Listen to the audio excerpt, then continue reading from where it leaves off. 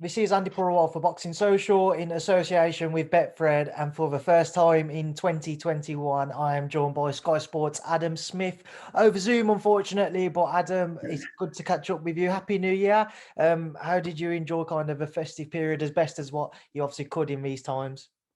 Happy New Year, Andy, and I hope that you had a great festive period. Obviously, it was different, difficult. You just got to do the best you can in this sort of time.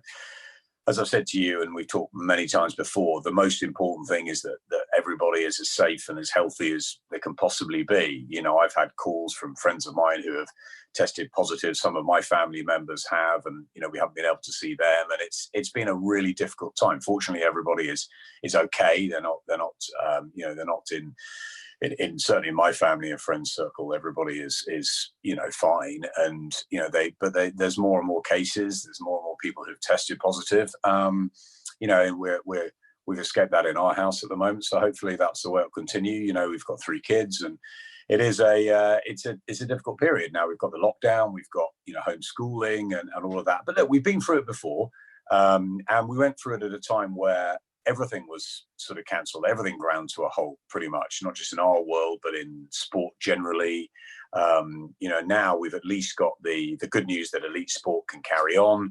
My son was delighted the Premier League hasn't ground to a halt yet. Obviously, there are more cases and it's an ongoing situation. So we don't know what happens, next week or the week after. But what we do know is that we've got a number of weeks where we're under, much, much tighter rules and restrictions. And we've got to adhere to that. And look, everybody adapted, I think, as well as we could possibly have done in 2020. I think, we brought boxing back at the right time. It was really innovative in the Matchroom Garden. I think we had some great sort of intense spells in those bubbles towards the end of the year. And we got some really big fights out, like the first White Povetkin fight. We got Anthony Joshua back against all the odds with a crowd as well. 1,000, I think, sounded more like 15,000. And, it was great, but we're just doing what we can. And I think, everybody at Matchroom and everybody at Frank's office and obviously across the pond and all the promoters are working their hardest to try and sort of keep it as best we can and keep boxing continuing. It's very hard for the grassroots. We know that, which was great news that Anthony Joshua has given a large amount of money to that. So, there's some really feel-good stories as well coming through. But, the reality is that we're a business at Sky and we carry on. And I think the operation and the editorial and everything was as good as it could possibly have been at the back end of 2020. And we plan for what we think will be a massive year for boxing in 2021, albeit a slightly later start. But as we've said off the record, that January is always a quiet month for boxing anyway. Normally when crowds are expected, etc., it's after Christmas, and people are sort of more reticent in January anyway to sort of come out to events, and obviously from a financial point of view as well. So I think it's a really we do normally kick off in sort of late January, February anyway. And I'm really hoping that, obviously Robert said that there can be no boxing in January, but we hope that we can come back in February with a bang. We've got lots of great fights, great shows lined up, and it's a case of when Eddie and I get the green light and we can press that and we can go, because I think there's so many incredibly exciting matches that can and will be made in 2021. You got to remember, with no gate as well, what everybody was doing last year. You had the great fights with Lomachenko and Lopez. You had Gervonta Davis and Leo Santa Cruz. You had Joe Joyce and Daniel Dubois on BT, and we delivered some huge fights. Katie Taylor's rematch with Delphine Persoon. The great draw with Tasha Jonas and Terry Harper, White Povetkin, as I said, Joshua, Conor Benn coming back, Billy Joe Saunders in a world title fight. So many, I guess, fights that probably you thought couldn't have been made were made. So imagine if we do get through this really tough period, which will go on, I guess, for a number of weeks, the early months of this year. And then by spring, summer, fingers crossed, we're going to have some really exciting news to announce, and hopefully we'll be able to announce it sooner rather than later. And I think there's going to be some huge fights this year. Whether they'll happen all the big ones in the UK, we don't know, because we don't know the situation with crowds, and it looks unlikely that we'll get big crowds back for many months. So, we've got to be adaptable, versatile, and we will be. And I think what we proved is that we could all carry on and do the best we possibly could, both for the sport and also for business, because it's been a very difficult time. But sorry, it's a long-winded way of saying yes. Festive period was lovely, thanks. Happy New Year. But I really tell you what I really did. I enjoyed my time up at the darts at Alexandra Palace, which was great. I went to help the team out. Fantastic team, fantastic tournament, great people. Again, more than ever, Ali Bali needs a crowd, doesn't it? It's such a great part of the year, isn't it? When you see thousands of people having fun over the Christmas period. Unfortunately, we didn't have the fans, but I hope everybody enjoyed it at home. I certainly enjoyed getting on the mic and doing something a bit different and helping a team out. So yeah, the Arrows was great. Fantastic semis and final with Gerwyn Price and Gary Anderson, and and on we go. So there's lots for everybody to look forward to across the sporting platform this year. Fingers crossed Tokyo happens with the Olympics. We've got all our scholars ready to push for that, and very exciting times in every sport. So let's hope that they can all happen as safely and as well as possible in 2021. I don't think it will be a normal year again, but I think by 2022, with the good news on the vaccine front, I think we'll hopefully be back to more of a normal boxing picture. Adam, let's start with kind of the announcement, or move on to the announcement from the British Boxing Board of Control a few days ago with regards to shows in January, suspending them for this month. Just kind of, what was your reaction to that? I know you said there that boxing doesn't necessarily pick up until either the end of January or February anyway, so it doesn't quite affect the boxing schedule as heavily as what it could have done if it was 3-4 months down the line. But what was your reaction to that? And did you have any inkling, go say, towards the end of 2020 that the board was considering those actions? I think with what was happening around the sort of mid-December Christmas period, we were allowed to have fans back, and then obviously we knew Alexandra Palace after one session that wasn't going to happen, and we got tipped off it was going to be tier 4, and then there was a lot of rumours that there was going to be a sort of full lockdown.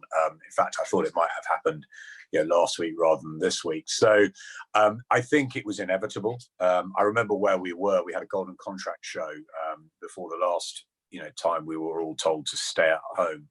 And, it came obviously as a shock then, because, it's something very different. I think now we know what we've been through last year. It's been particularly tricky and difficult and turbulent for everybody. And I think most of the New Year messages that I had, and I'm sure that you had, were like, let's hope 2021 is a much, much better year for everybody than 2020. So great to see the back of 2020. Unfortunately, the virus doesn't listen to dates, does it? So, and there's a variant, and the NHS are really sort of, overrun at the moment. We've probably all got relatives or friends who are involved with the NHS in some sort of way. And, we've got to support them. And of course, with doctors and medics around boxing, because it is a dangerous sport, and because we do need, the top medical supervision around ringside. My great friend Spencer Oliver is testament to that. And, you need the right people there in case something does happen. That I think that at a time like this, where, medics, doctors, paramedics, nurses, everybody are needed on the front line, I think that,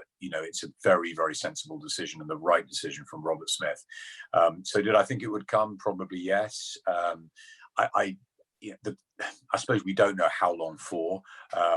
We hope, obviously, he said January, we hope February something can happen, but we know the lockdown's going to be until, half term. We've got 3 kids here to homeschool until, certainly the mid-February sort of area. So who knows? I hope we'll be back in February. Fingers crossed. I'm a positive person, Andy, as you know. And, I know that that Robert will want to get boxing back as soon as he can. It's a business. It's an entertainment for millions of fans, but it's a business for everybody involved in it. Like we all are. So, we want it back and up and running. It's very hard on the grassroots. It's very hard on the amateur clubs.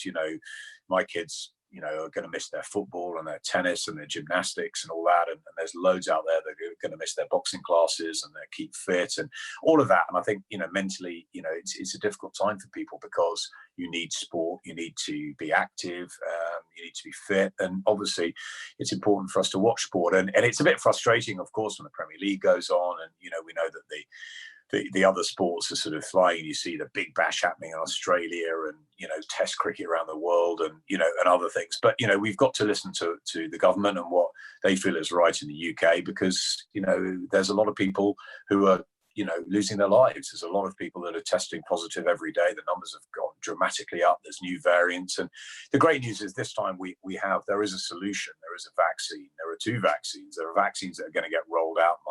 My father-in-law, who's in his 80s, has already had his first jab. He's having his second jab today, actually. So, for someone who's vulnerable like him, that's great news. So I think once that's sort of gone round, all our sort of elderly relatives, all the ones that are most in need, I think there's going to be a big sigh of relief there that, by hopefully February and March, that will be a better situation. And I think these rules, whereas they may not be so demanding on us, that I think they will in some ways tick over, through most of 2021, because, you can't suddenly fill stadiums up again, and people are not going to be, rushing back as well. You might get 1,000 or 5,000 or 10,000 or 20,000, but obviously we'll talk about things like the AJ Fury fight, and if it financially, I'm sure they need 90,000. You probably could sell 200,000 Wembley twice over. But the reality is that if this is the time for the fight to be made, this spring, this summer, and it can't be made because of that in the UK, then we'll just have to go somewhere else, and hopefully a second or a third can be made in the UK when the time is right. But I think it's great that we've got elite sports still going. That's fantastic. I'm very close to the tennis world. I have a scholar, Daniel Altmaier, and he's tested positive for COVID, and he's in Argentina training, and they've had the Australian Open delayed until February. And so everyone's being affected in their own different ways. And I think what we've got to do is keep positive, keep strong, and know that now there are vaccines. Now there is an answer, that this isn't, fingers crossed, going to go on for forever and ever. This is going to be, curtailed. We are going to get back to much more of a normal situation. And, your hearts go out to everyone that's been affected badly by the virus, every family, and also for every business, every restaurant, every catering, every theatre, all of they've had, a entire decimated year, and it's really tough, that. And I think we're just very fortunate that we can continue to deliver, top class entertainment, news, broadband, and everything else that Sky has to offer. But of course, we've got our staff to make sure they're safe and healthy, and all the ones on the front line that are going out to deal with dishes and cabling, all of that sort of stuff, to keep people connected at such a tough time, with all the sort of push on the broadband, the Wi-Fi. I'm sure everyone around the country is having, oh my God, our Wi-Fi doesn't work quite as well. It's being overloaded, and you've got so many engineers out there, and they're risking their lives, and they're taking their health out of their hands to help the nation. And I think, along with the doctors and the nurses, we have to remember that these are the heroes, and that we are in a business that entertains, and we will do the best we can under the circumstances. But I think it's absolutely right what Robert's done, and I think we have to wait patiently. We know the fighters can keep busy training, and we know that they were so excited to get their call, and so many of them did. They gave us great performances, didn't they, at the end of 2020? They were fantastic, and almost like they're making up for lost time. Well, there'll be more of that. We just have to be patient. Adam, with regards to shows moving forwards, I've seen Eddie's done an interview, and he said that regardless of what happens with the board, he wants shows returning in February, and that could well mean that he could take them elsewhere outside of the UK. Have you got any kind of idea as to any initial plans Eddie's looking to put into place, as at least backup ideas? I'm due to catch up with them actually later today. We've swapped obviously a lot of messages during this time, but I think it's also been a time, for him to spend with his family, and it was a very, very tough sort of back end of last year. And of course, we never sleep in boxing. It's 24/7. We know that there's always something happening, whether it's a show you need to be aware of, whether it's a piece of news, whether it's just on the phone planning, trying to orchestrate things. There's always things happening. But, we leave messages for each other on a daily basis. But I've sort of also been, leaving him and just saying, well, look, he's having a break. And I think that that's important as well, so that we can all sort of recharge and get ready for what is going to be a huge 2021. Look, I've got friends on the UFC circuit, and I know what they did. They went and they took over, an island, and they got all their events out like that. But we did a very similar thing with the idea of going to the Matchroom Garden, and I think that was that was something that was, it took a huge amount of planning, and there was so much behind the scenes, and so many hurdles to sort of get over. And it was incredible that it actually happened, and it was the way we could come back to boxing. It was terrific that BT came back, and they came back regularly with shows with Frank. That was fantastic. But I think, hats off to Eddie, what they came up with at Matchroom, and what we worked so hard together with is doing something like that. So you have to be innovative. So yes, absolutely, you've got to look at every option. But is that an option? I was just reading this morning about the Australian Open, and to make that happen, they're going to have to take so many more planes, because there's going to be less people on each plane. The players are going to be much more sort of guarded, because the virus is raging so much at the moment that they have to take extra care that they don't then turn up to the tournament and there's a huge amount more positive tests, because obviously we're going to be back in in bubbles. We're going to be back in a situation where Eddie tested positive, the main man did during that period, but also, some fighters, but a lot of fighters didn't. A lot of fighters tested negative, and we managed to get on with shows, which was great. Yes, we probably lost the odd one or two undercard fights, but, and we did lose Alexander Povetkin, but the majority held up. And I wonder when we come back, whether obviously with, the fact that if we come back now, whether there'll be a lot more positive cases, after a lockdown, and after, Robert has given us this break, the correct decision, I think maybe you'll come back in and we might be lucky and get more negative tests again, because of if people are adhering to the rules and regulations. But look, we don't know.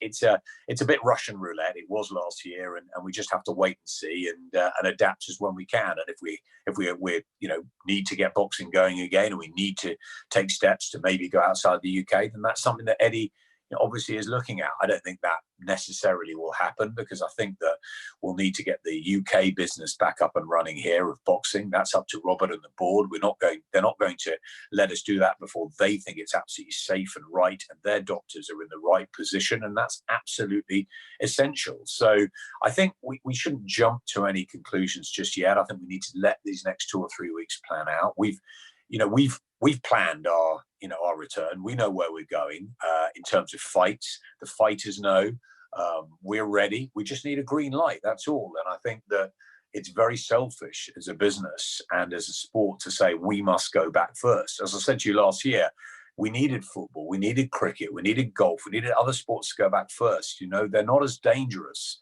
as boxing. Boxing needs doctors, paramedics at ringside. It's essential. It's part of our business, and we have to make sure that our fighters are safe and secure. They're the ones that are putting their lives on the line. They're the ones that we respect more than anybody else. And they are the ones, the men, the women, the fantastic fighters that cope with last year so well. Anthony Yard, even fighting after what happened to him on a personal level, terrific. Luke Campbell going through COVID and then going out to have that tear up with Ryan Garcia. I have so much time for our fighters. The Kane Bakers that became little stories last year, all of that. I think it's terrific. And I think they have adapted, so well as elite sportsmen and women. And they just need to make sure that they do the same thing, that they keep themselves mentally and physically in shape, that we don't, do anything too soon, too dramatic, because we don't want to then go back, do we? Come back too soon. Loads of positive tests, shows fall by the wayside. We've almost got to get the timing right in line with the government. And I think that we will. And I'm very positive that we'll have boxing back in the UK in a number of weeks. And I think it'll be a very exciting lineup. Adam, Kelly Avanesian, is that just doomed? Is that just destined not to happen? Is Khan-Brook doomed never to happen? I never say never in our sport, Andy. You know that. Mayweather Pacquiao happened years and years too late. Okay, let's go back. Kelly Avanesian, it's a great fight, European level, fantastic fight. Nearly a year ago when we announced that press conference? And look, it was going to happen in March last year. Then it was possibly going to happen at the end of 2020. Now January the 30th has been pushed back. It will happen. It will happen, and it will be one of the first fights back. I can't give you an exact date. I can't give you an exact venue, but it will happen, and it's a fantastic one to look forward to. So patience is a virtue, Andy, my friend, and it will happen in the first part of 2021. And as much as I can guarantee anything in a situation as crazy as we've got on in the world, I can guarantee you pretty much that within the first few weeks of 2021, you and I will know who will come through that fight. It's good to know, Adam. Moving forwards, you mentioned there Khan-Brook. It's again, Amir Khan come out saying that he wants to face Kel now. Whenever I ask people, whenever I speak to people, there's still that element of interest there, but everybody admits it's not the same fight that it once was 4, 5, 6 years ago. Look, I'm sure we're going to go on to talk about. I'm sure we're going to go on to talk about the heavyweights, right? But let's just get Khan and Brook situation sorted. Mayweather Pacquiao happened way too late, and it wasn't great when it happened. I understand that, right? Two great fighters, didn't really work. It was an amazing occasion. They could have had 3 or 4 by the time it actually happened. Khan and Brook, I've said to them till I'm blue in the face, and both of them, that they could have had the biggest trilogy here, or certainly the biggest duo here since Froch Groves. It could have filled out, I don't know, the Manchester Arena, then a stadium, could have got a Bolton, could have got a Sheffield, could have done so much with it. I mean, it's almost like you need 2 fighters who are the same sort of level, even if they're not, good enough to beat Terence Crawford. They are, they're world champions or former world champions. They are very, very top draw fighters. And you just sort of need a dance partner sometimes. And they had a dance partner, and, they've missed out on a lot. However, they're in a situation now where they've got nowhere else to go, because both of them are in the same boat. Both of them lost to Terence Crawford. Neither of them has got a world title. Neither of them might win a world title again, but they have got each other. And at a time like this, where we just want entertainment at whatever different level, I've said, look, if you match people right in a 4-round or 6-round or 8-round fight, or an area title fight, or a British title fight, it doesn't matter. It's the matching. That's why when everyone went, oh, KSI Logan Paul is so terrible, it's so awful, they were 2 novices. They were match right. It's not Floyd Mayweather against Logan Paul. We're talking about Logan Paul KSI, and Logan Paul KSI was 2 novices topping a bill with huge attention, great characters. We were never saying that they were anything but what they were. And it worked because, they had a decent fight at that level. Khan and Brook, even if they've gone slightly over the hill, if they're not the fighters they once were, actually that works for both of them. What I'm saying about Khan and Brook, Andy, is that, they're exactly the same, in the same position. They're both, they both failed to beat Terence Crawford, right? So they're both still very good fighters, and they both want to fight. So what was holding it up for so long was that, they couldn't agree terms financially. Kel said that Amir was running. Amir then went to fight Canelo. They took different paths, different decisions. There was a couple of times where the fight was really, really close. And, I was very much in the middle trying to sort of, help sort the situation out. Amir didn't want to be with Eddie, and then he did, and then he signed with him, and then it was, all over the place. And then, Kel went off on his own to do the Crawford fight. Look, Eddie Hearn, as a promoter, no question, can get these 2 together. They seem to both want it. Kel told me a couple of weeks ago, he's desperate. He says, Adam, get on the phone to him. Come on. Look, I've spoken to Amir. I've spoken to Kel. They know what I think. This fight can still happen. This fight can still be a great fight. It can still be an attraction. They could probably still do a couple this year.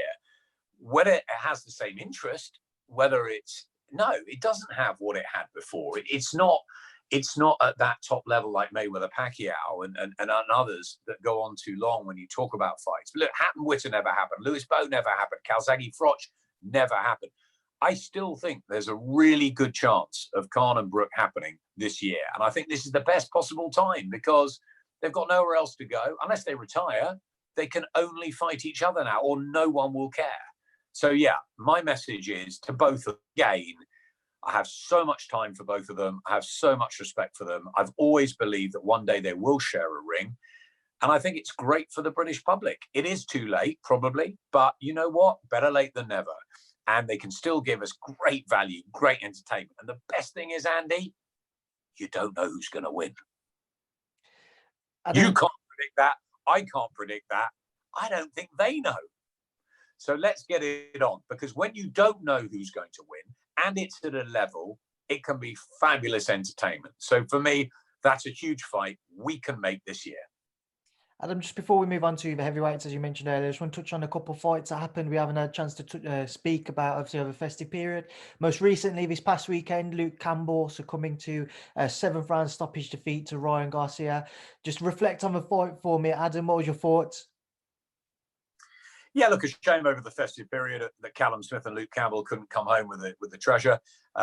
Disappointing from a British perspective. But then, Callum was always up against pound for pound, Canelo Alvarez, who just gets better and better. I mean, he was brilliant, I thought, again. And, Callum, very brave to go the distance. But, ultimately, you lost to a modern legend. I mean, no disgrace at all. We said with Ricky Hatton when he lost to Mayweather and then Pacquiao, so what? He went for it. He went for it. He gave Mayweather a tough fight, and he got stopped by Pacquiao. But don't think that he didn't have an amazing career and a two-weight champion and one of the most popular fighters ever in history, probably. You've got to look at it. Callum Smith's had a great career, and he won the Super Series, and he took the opportunity, and ultimately he wasn't quite good enough. But that's down to Canelo, and it was always going to be tricky with the short notice and the travel and all the rest of it. It didn't stack the odds in his favour, did it? And unfortunately, he couldn't come up with a win. So hats off to Canelo Alvarez. We'd like to see him in with Billy Joe Saunders. We'd like to see him in with Gennady Golovkin again. As for Luke Campbell, I mean, what a great effort and what a proud man Luke Campbell is. And it was great to hear Shane and Barry and and all the team, Chris Billam-Smith, saying what a fantastic man and what a fantastic fighter Luke Campbell is. There were great scenes afterwards with Ryan Garcia and his team. And, he's the epitome of class, Luke Campbell. I think that I'm gutted in a way that he hasn't become a world champion. He was my pick in 2012 to win Olympic gold, and he did it. And I always thought he'd become a world champion at some stage. He's had a very tough run, Maybe his night was against Jorge Linares and it didn't happen. But remember, he had his father's illness at the time. That was away from home. Then he had the toughest of tasks against Vasyl Lomachenko. And he boxed really well, in defeat. And I think maybe if he had the chance of winning a title, in the next few months after that. But look at the division. It was so hot. And of course, then COVID struck. He got COVID, months out of the ring. And when he got back in there, it was always tough against a young up-and-comer in Ryan Garcia. And while it was a 50-50 matchup on paper, they obviously fancied Garcia strongly. It was a test for him. Campbell knocks him down in the second round, and you think, wow, this is a chance. He couldn't quite follow up on it. You've got to give Garcia credit for getting up off the canvas, shaking it down, and proving that he's going to be a very, very good fighter. He is already, but he's going to be a champion because, he showed a champion's mentality. He came back, he won rounds and he finished it with a terrific body shot. And as Luke said, he's the hardest puncher he'd ever been in with. And, the future's so bright for Ryan Garcia, the new gen, the Instagram followers, all of that. Very exciting times. And, but as for Luke Campbell, he'll dust himself down, may move up a weight, I guess, or he'll go back down to a sort of European to world level, and maybe he'll build again and get that elusive world title. George Groves did it finally, didn't he? He managed to get that world title, and everybody was so pleased that he could do it. It eluded my great colleague Matt Macklin and my great friend Jamie Moore, and sometimes it does. Sometimes you can't actually get that world title. Martin Murray didn't do it, did he? He tried 5 times and should have won it.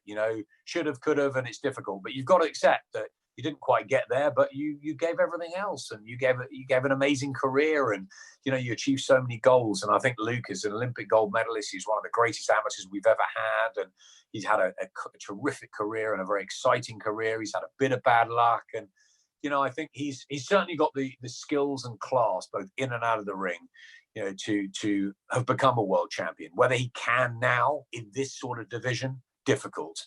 Whether he can go up in weight and do it, maybe. So never say never. He's got a chance. He's certainly got the attitude. But I think that's up to Luke now to look at it and decide what he wants to do, and whether he's at the age and stage to really sort of throw himself into it, and whether it's that important to him now becoming a world champion, or whether he's sitting there going, you know what, I've had a really good career, and if I don't ever get that world championship belt, I'm an Olympic gold medalist.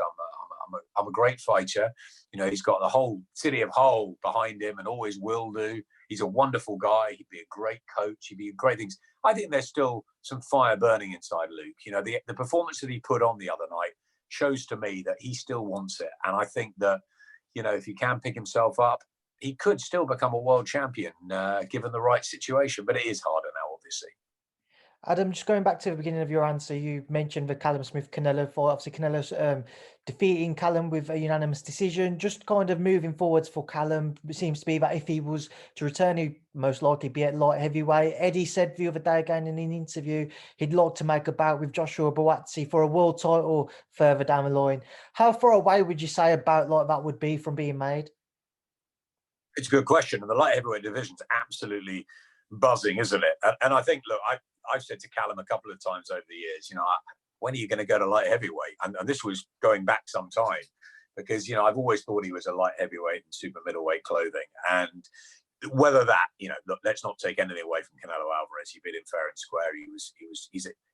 He's a top elite fighter. So look, whatever weight, I think the result probably would have been the same. So, but I think Callum Smith is now, that is the future for him at light heavyweight, and what a great division it is. Now he'll see himself as sort of almost like, because he's a world champion, a world-class fighter, almost like beyond the sort of Buatsis and Callum Johnsons and that. But, Callum Johnson's fought Beterbiev, and we want to get all these fights made. The Buatsi, Johnson, Yard, Craig Richards throwing his name into the hat. Now, Callum Smith will think he's a bit far, and obviously he's stablemates with Callum Johnson, so that one's not going to happen. But the Buatsi fight is really interesting. So I'd like to see Buatsi back in the ring as soon as possible. I'd like to see him in some a couple of really good, tasty, domestic to world sort of level clashes this year. But that's a huge fight to make, Buatsi and Callum Smith. Don't think it will happen just yet, but I think it's a huge fight down the line. Adam, heavyweight talk, Fury, AJ Fury, whichever way you want to put it. What kind of update do you have for us on that, and how long do you think it will be until we do find out as to when it's going to happen, where it will happen, all those details? I think probably in our last interview, or certainly the back end of last year, I was pretty confident that this would happen at some point in 2021. I'm more confident that this will happen in 2021. I can't give you a date. I can't give you a venue. I can't give you a time. There's a lot of talk behind the scenes. I've spoken to Tyson, over the festive period. We've swapped messages. Same with Josh. And, I think a lot of people were reading a lot into that interview that he gave after the great win he had in December against Pulev, to say, does he really want it? He does want the fight. I think he just sort of felt that that's me back. That was my statement in December, and I don't really want to go talking about other things at the moment. I want to celebrate with my team. And you saw him go back into the dressing room, and it was a big team effort. It was the first time we'd really sort of seen a Lennox Lewis or Vitaly Vladimir Klitschko style training camp, where the sort of, everybody was all around them, and it was that protection, and they took their time wrapping their hands for the workout that never happened and all of that. I think he wanted to go back and celebrate with his team. And I think that's a really important point. I think he's very, very determined for this fight, Anthony. And I think Tyson wants it more than anything else. So I am convinced that when two fighters want it so much, which is going back to the Khan-Brook situation, I think they both really want this now. There's much more of a chance it will happen. Obviously, there's the Wilder situation. Obviously, there's the Usyk situation. Obviously, there is the venue, there's COVID, there's all of that. But I think that this is going to happen. I've not got a major update for you. I'm going to catch up with Eddie later. I think they are dealing with it sort of almost behind closed doors. I don't think they want the broadcasters involved at the moment. Obviously, there's the BT Sky, all that sort of situation to sort out down the line. We've seen with Showtime, HBO. There's all sorts of things that need to be ironed out. But as a fight, I think it will happen this year. I think the likelihood is it will happen in the Middle East first up, and I think probably it'll happen sometime around the June time. But that's ifs and buts. But I do think this fight will happen. I think the Usyk situation will be sorted. I'm more confident of that because obviously Usyk is under the sort of umbrella, and I think that he understands the importance of this fight. So I think that will, I think the WBO situation might be okay. I think slightly more concerning is the Wilder situation, but I think that they are very convinced that this is going to happen next, both Team Fury and Team Joshua.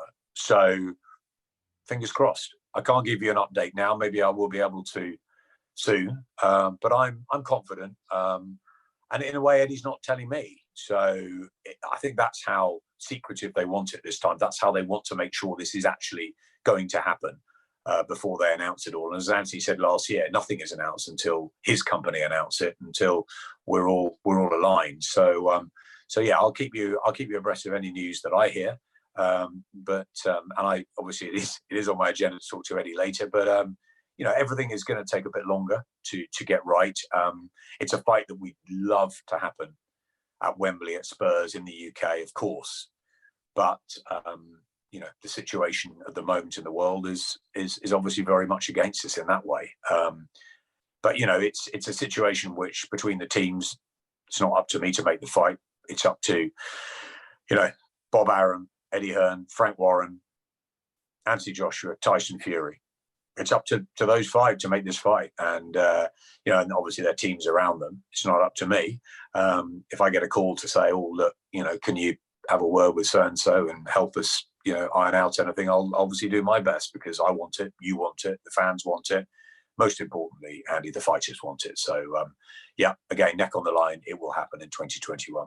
Just final thing on it, Adam. You mentioned the Deontay Wilder situation. How much of an obstacle do you think that's becoming now? Because certainly when it first came to kind of fruition and people were learning about that side of the fight and how originally it seemed to be that when the fight should have happened, the third fight that is, it ran out in terms of the dates for the contracts, and now it seems to be building up a bit of steam again from what I start to read and listening to others talk about it.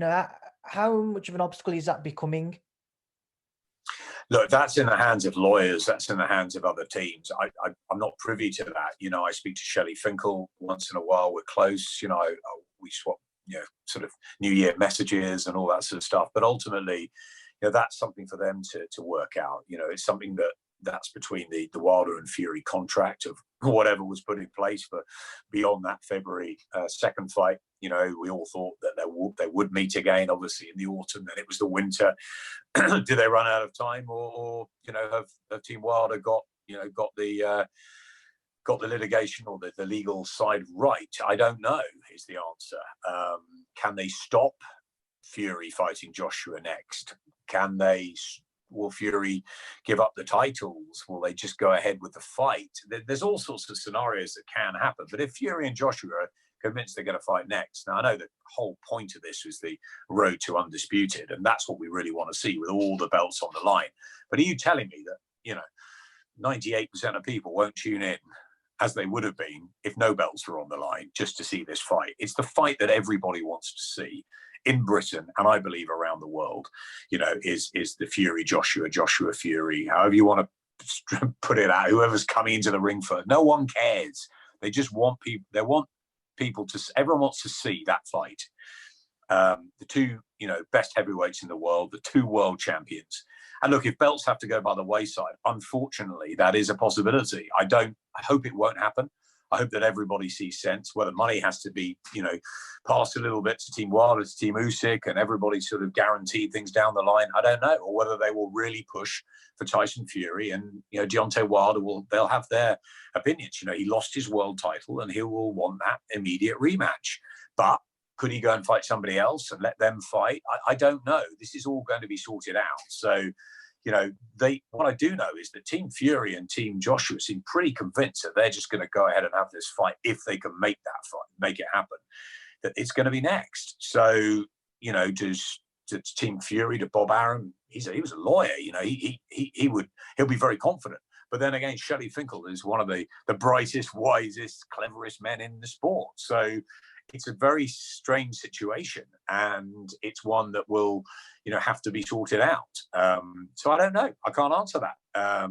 We'll have to wait and see. We'll have to wait and see what's said, what's made, and whether threats and money and legal and obstacles are going to stop, the biggest fight in the world happening, which is Anthony Joshua against Tyson Fury. And hopefully we get 2 or 3 of them, and we sail into the sunset with a fantastic trilogy with the 2 greatest heavyweights of our time.